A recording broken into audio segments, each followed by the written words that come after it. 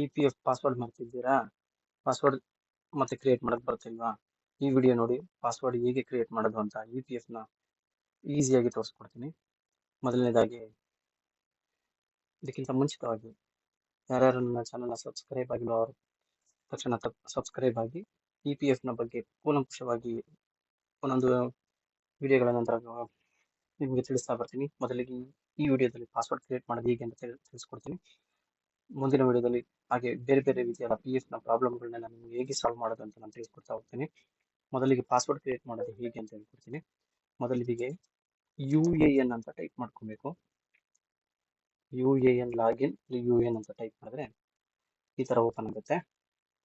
ಈ ತರ ಓಪನ್ ಆದ್ಮೇಲೆ UN employee provident fund organisation ಅಂತ ಇದೆಯಲ್ಲ, ಇದ್ರ ಮೇಲೆ ಕ್ಲಿಕ್ ಮಾಡಬೇಕು.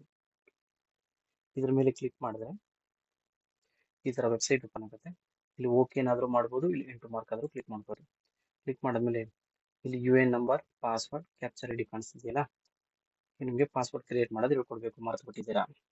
ಅವಾಗ ಏನ್ ಮಾಡ್ಬೇಕು ಅಂದ್ರೆ ಫರ್ಗಾಟ್ ಪಾಸ್ವರ್ಡ್ ಅಂತ ಇದೆಯಲ್ಲ, ಫರ್ಗಾಟ್ ಪಾಸ್ವರ್ಡ್ ಮಾಡಬೇಕು. ಮೊದಲಿಗೆ ಫರ್ಗಾಟ್ ಪಾಸ್ವರ್ಡ್ ಮಾಡಿದ ನಂತರ ನಿಮ್ಮ ಹತ್ರ ಇರುತ್ತಲ್ಲ UAN ನಂಬರ್, ಆ UAN ನಂಬರ್ನ ಮೊದಲಿಗೆ ಎಂಟ್ರಿ ಮಾಡಬೇಕು. ನಾನು ಸುಮ್ಮನೆ ಒಂದು ಹಾಕಿ ತೋರಿಸ್ತೀನಿ. ಟೈಪ್ ಮಾಡಿ ಇಲ್ಲಿ ಕ್ಯಾಪ್ಚರ್ ಏನಿದೆಯೋ ಹೇಗಿದೆಯೋ ಹಾಗೆ ಸ್ಮಾಲ್ ಲೆಟರ್ ಇದ್ರೆ ಸ್ಮಾಲ್ ಲೆಟರ್, ಬಿಗ್ ಲೆಟರ್ ಇದ್ರೆ ಬಿಗ್ ಲೆಟರ್, ಈ ರೀತಿಯಾಗಿ ಟೈಪ್ ಮಾಡಬೇಕಾಗುತ್ತೆ. ನಂತರ ಸಬ್ಮಿಟ್ ಬಟನ್ ಕ್ಲಿಕ್ ಮಾಡಬೇಕು.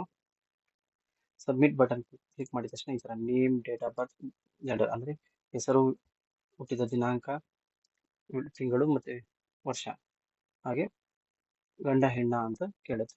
ಅಲ್ಲಿ ಟೈಪ್ ಮಾಡಬೇಕಾದ್ರೆ ಇಲ್ಲ ಕ್ಯಾಪಿಟಲ್ ಲೆಟರ್ ಟೈಪ್ ಮಾಡಿದ್ರೆ ಒಳ್ಳೇದಾಗಿರುತ್ತೆ. ಸ್ಮಾಲ್ ಲೆಟರ್ ಮಾಡ್ಬೋದು, ಕ್ಯಾಪಿಟಲ್ ಲೆಟರ್ ಮಾಡಿ. ನಂತರ ಒಂದು ಡಮ್ಮಿ ತೋರಿಸ್ತಾ ಇದ್ದೀನಿ ನಿಮಗೆ. ಡೇಟ್ ಆಫ್ ಬರ್ತ್ ನಿಮ್ದು ಏನಿದೆ ಫಸ್ಟ್ ದಿನಾಂಕ, ಆಮೇಲೆ ತಿಂಗಳು, ಆಮೇಲೆ ವರ್ಷ, ಈ ರೀತಿಯಾಗಿ ನೀಟಾಗಿ ಹೆಣ್ಣೋ ಗಂಡೋ ಇನ್ನೇನೋ ಆ ರೀತಿ ಹಾಕಿ ವೆರಿಫೈ ಅಂತ ಕ್ಲಿಕ್ ಮಾಡಬೇಕು. ವೆರಿಫೈ ಅಂತ ಕ್ಲಿಕ್ ಮಾಡಿದ್ಮೇಲೆ ಈ ರೀತಿ ಬರುತ್ತೆ.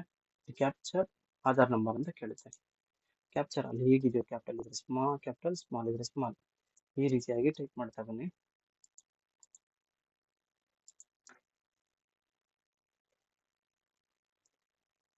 ಈ ರೀತಿಯಾಗಿ ಟೈಪ್ ಮಾಡ್ತಾ ಬಂದು ನಂತರ ಆಧಾರ್ ಕಾರ್ಡ್ ನಂಬರ್, ನಿಮ್ಮ ಆಧಾರ್ ಕಾರ್ಡ್ ನಂಬರ್ನ ಟೈಪ್ ಮಾಡಬೇಕಾದ್ರೆ ಆಧಾರ್ ನಂಬರ್ ಕರೆಕ್ಟ್ ಆಗಿರಬೇಕು, ಏನಾದ್ರು ರಾಂಗ್ ಆಗಬಾರ್ದು. ತದನಂತರ ಈ ಟಿಕ್ ಮಾರ್ಕ್ ಇದೆ ನೋಡಿ, ಇಲ್ಲಿ ಟಿಕ್ ಮಾಡಬೇಕಾಗುತ್ತೆ. ಅದನ್ನ ಚೆಕ್ ಬಾಕ್ಸ್ ಅಂತಾರೆ, ಅದನ್ನ ಕ್ಲಿಕ್ ಮಾಡಬೇಕು. ನಂತರ ವೆರಿಫೈ ಮೇಲೆ ಕ್ಲಿಕ್ ಮಾಡಿದ್ರೆ ಈ ರೀತಿ ಕೇಳುತ್ತೆ. ಮೊಬೈಲ್ ನಂಬರ್ ಕೇಳುತ್ತೆ. ಯಾವ ಮೊಬೈಲ್ ನಂಬರ್ ಹಾಕೋದಪ್ಪ ಅಂತ ಅನ್ಕೊಂಡಿದ್ದೀರಾ? ಆಧಾರ್ ಕಾರ್ಡ್ಗೆ ಏನ್ ಮೊಬೈಲ್ ನಂಬರ್ ಕೊಟ್ಟಿರ್ತಾರೋ ಅದೇ ಸೇಮ್ ಮೊಬೈಲ್ ನಂಬರ್ ಆಗಿರ್ಬೇಕು. ಅದು ಕೂಡ EPF ಅಲ್ಲಿ ಲಿಂಕ್ ಕೂಡ ಆಗಿರ್ಬೇಕು. ಇದಕ್ಕೆ ಮುಂಚೆ ನೀವು ಕಂಪ್ನಿ ಸೇರಿದಾಗ ಇಸ್ಕೊಂಡಿರ್ತಾರೆ, ಆಧಾರ್ ಕಾರ್ಡ್ ಇಸ್ಕೊಂಡಿದ್ರೆ ಅವಾಗ ಬೇರೆ ಯಾವುದೇ ನಂಬರ್ನ ಕೊಟ್ಟು ಮಾಡ್ಕೊಬಾರ್ದು. ಯಾವುದೋ ಬೇರೆ ನಂಬರ್ ಕೊಟ್ಟಿರ್ತೀರಾ, ಆಧಾರ್ ಕಾರ್ಡ್ಗೆ ಬೇರೆ ನಂಬರ್ ಇರುತ್ತೆ, ಆ ರೀತಿ ಆಗ್ಬಾರ್ದು. ಆಧಾರ್ಗೆ ಏನ್ ಕೊಟ್ಟಿರ್ತೀರಾ ಅದೇ ನಂಬರ್ ಅನ್ನೇ ಹಾಕಿ OTP ತಗೊಬೇಕಾಗತ್ತೆ. ಬೇರೆ ನಂಬರ್ ಹಾಕಿದ್ರೆ ಬರೋದಿಲ್ಲ. ಆಧಾರ್ ಕಾರ್ಡ್ ಏನ್ ಮೊಬೈಲ್ ನಂಬರ್ ಕೊಟ್ಟಿರ್ತೀರ ಮೊಬೈಲ್ ನಂಬರ್ ಹಾಕಿ.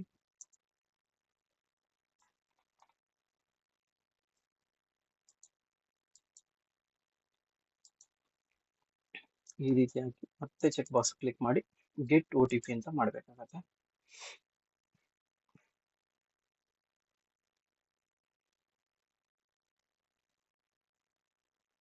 ಸ್ವಲ್ಪ ಸರ್ವರ್ ಸ್ಲೋ ಇರೋದ್ರಿಂದ OTP ಹೋಗ್ತಾ ಇಲ್ಲ, ಹೋಗುತ್ತೆ.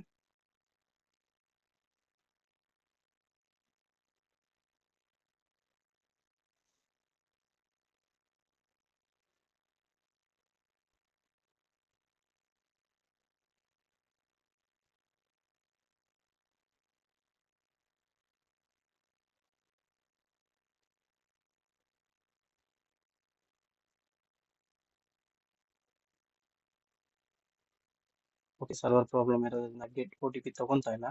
ಓಕೆ, ಇನ್ನೇನು ನೆಕ್ಸ್ಟ್ ಸ್ಟೆಪ್ ಏನಿದೆ ಅಂತ ಕಷ್ಟ ಇರೋದಿಲ್ಲ, ಹಾಗೆ ಹೇಳ್ಕೊಡ್ತೀನಿ ನೋಡಿ.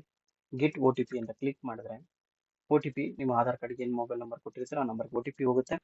ಆ OTP-ನ ನೆಕ್ಸ್ಟ್ ಸ್ಟೆಪ್ ಅಲ್ಲಿ ಮತ್ತೆ ಅದೇ ರೀತಿ ಒಂದು ಕ್ಯಾಪ್ಚರ್ ಐಡಿ ಬರುತ್ತೆ, ಸ್ಮಾಲ್ ಬಿಗ್ ಯಾವ್ದನ್ನ ಇರುತ್ತೆ, ಅದನ್ನ ಟೈಪ್ ಮಾಡಬೇಕು.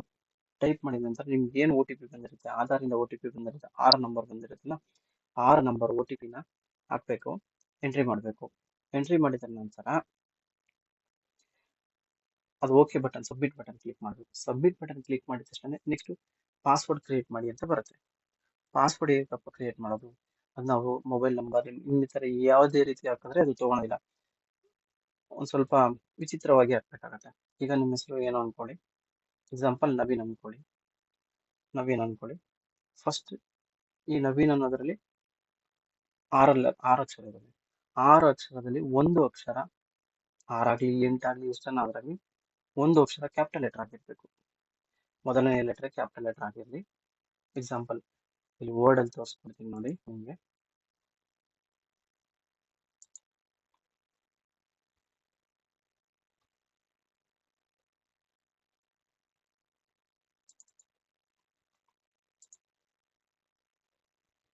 ಈಗ ರಮೇಶ್ ಅನ್ಕೊಳ್ಳಿ ಎಕ್ಸಾಂಪಲ್. ಫಸ್ಟ್ ಲೆಟರ್ ಕ್ಯಾಪಿಟಲ್ ಇರಬೇಕು. ಎಷ್ಟು ಜನಕ್ಕೆ ಇದಕ್ಕೆ ತುಂಬಾ ಕಷ್ಟಪಡ್ತಾರೆ, ಅದೆಲ್ಲ ಮಾಡ್ಬಿಡ್ತಾರೆ. ಪಾಸ್ವರ್ಡ್ ಹಾಕೋದಕ್ಕೆ ತುಂಬಾ ಕಷ್ಟಪಡ್ತಾರೆ. ಫಸ್ಟ್ ಲೆಟರ್ ಹಾಕ್ಬಿಟ್ಟು ರಮೇಶ್ ಅಂತ ನಿಮ್ಮ ಹೆಸರು ಅನ್ಕೊಳ್ಳಿ. ರಮೇಶ್ ಅಂತ ಹಾಕ್ತೀರಾ. ಒಂದು ಸಿಂಬಲ್ ಇರಬೇಕಾಗುತ್ತೆ. ಈಗ ಒಂದು ಲೆಟರ್ ಕ್ಯಾಪಿಟಲ್ ಆಯ್ತು, 5 ಲೆಟರ್ ಸ್ಮಾಲ್ ಲೆಟರ್ ಹಾಕಿದ್ದೀರಾ. ಒಂದು ಲೆಟರ್ ಸಿಂಬಲ್ ಹಾಕ್ಬೇಕಾಗುತ್ತೆ. ಸಿಂಬಲ್ ಏನಪ್ಪ ಹಾಕೋದು?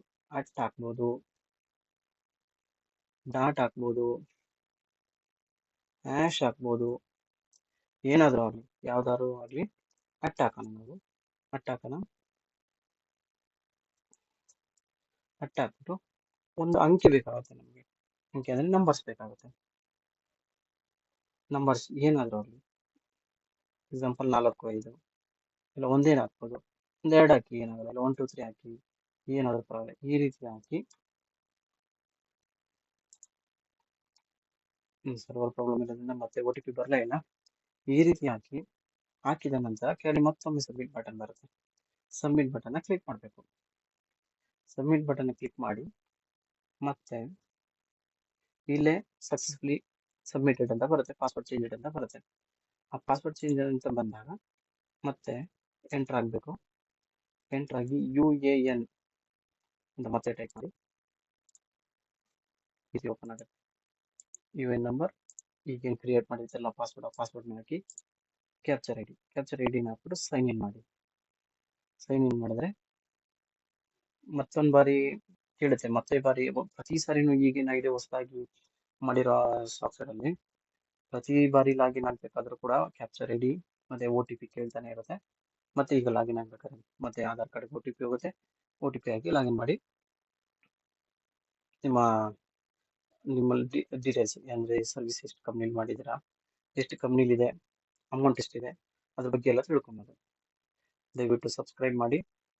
ಮುಂದೆ ಬರೋ ಇನ್ನು PF ಸಂಬಂಧಪಟ್ಟಂತೆ ಎಲ್ಲಾ ಡೀಟೇಲ್ಸ್ಗಳನ್ನು ಹಾಕ್ತೀನಿ. ಬ್ಯಾಂಕ್ ಪಾಸ್ಬುಕ್ KYC ಮಾಡೋದು, ಪಾನ್ ಕಾರ್ಡ್ KYC ಮಾಡೋದು, ಆಮೇಲೆ ಹೇಗೆ ಟ್ರಾನ್ಸ್ಫರ್ ಮಾಡೋದು, ಏನಾದ್ರು ತೊಂದರೆ ಇದ್ರೆ ಹೇಗೆ, ಆಮೇಲೆ UN ನಂಬರ್ ಕಾರ್ಡ್ ಹೆಂಗ್ ತಗೊಂಡು, ಆಮೇಲೆ 15G ಫಾರಂ ಹೇಗೆ ಫಿಲ್ ಅಪ್ ಮಾಡೋದು, ನಾಮಿನಿ ಹೇಗೆ ಕ್ರಿಯೇಟ್ ಮಾಡೋದು, ಅಪ್ಲೈ ಮಾಡ್ಕೊಳೋದು ಹೇಗೆ, ಇದನ್ನೆಲ್ಲ ತೋರಿಸ್ಕೊಡ್ತೀನಿ. ದಯವಿಟ್ಟು ಸಬ್ಸ್ಕ್ರೈಬ್ ಮಾಡಿದೆ ಮಿಸ್ ಮಾಡಬೇಡಿ. ಸಬ್ಸ್ಕ್ರೈಬ್ ಮಾಡಿದ್ರೆ ನಾನು ಯಾವುದೇ PF ಬಗ್ಗೆ ಇನ್ನಿತರ PFA ಅಂತಲ್ಲ, ಯಾವುದೇ jobs, government job schemes, Gruhalakshmi ಆಗಲಿ, ಗೃಹಜ್ಯೋತಿ ಈ ರೀತಿ ಯಾವುದೇ ರೀತಿಯಾದ ಸ್ಕೀಮ್ಗಳನ್ನು ನಿಮಗೆ ನಾನು ಮಾಡಿದ್ರೆ ಅದು ನಿಮ್ಗೆ ತಲುಪುತ್ತೆ. Thank you.